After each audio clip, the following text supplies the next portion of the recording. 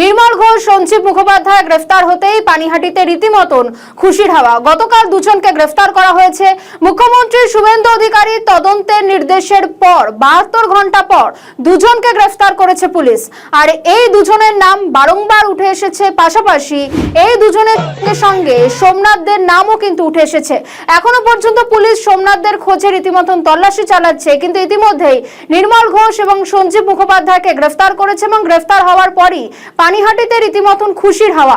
বিভিন্ন জায়গায় চলছে মিষ্টি মুখ। অনেকে আবার বলছেন নির্মল ঘোষ, সঞ্জীব মুখোপাধ্যায় বাদে বাকি যারা যারা আছে সবাই গ্রেফতার হবে। সে ছবি আপনারা দেখতে পাচ্ছেন, একেবারে একে অপরকে মিষ্টি মুখ করিয়ে দিচ্ছে এবং পানিহাটিতে রীতিমতন খুশির হাওয়া বলা যেতে পারে। শুধুমাত্র পানিহাটি নয়, বিভিন্ন জায়গায় জায়গায় রীতিমতন আবির খেলা হচ্ছে।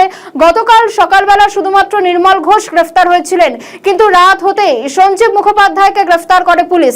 এই সঞ্জীব মুখোপাধ্যায়কেও কিন্তু বেশ কয়েকদিন ধরে খুঁজে পাওয়া যাচ্ছিল না, কিন্তু সঞ্জীব মুখোপাধ্যায়কে খুঁজে পেয়ে পুলিশ গ্রেফতার করেছে।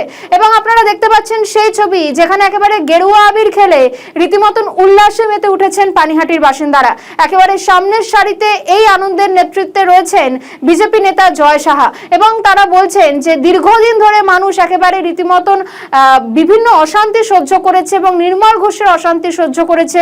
অবশেষে মানুষ কিছুটা স্বস্তি পেল, নির্মল ঘোষ গ্রেফতার হয়েছে এবং স্বাভাবিকভাবে বিভিন্ন জায়গায় জায়গায় চলছে মিষ্টিমুখ। এখন কবে সোমনাথ দে গ্রেফতার হবেন এই প্রশ্নই তুলছেন স্থানীয় বাসিন্দারা। নির্মল ঘোষকে কটাক্ষ করে জয় সাহা ঠিক কি বলেছেন শোনাবো।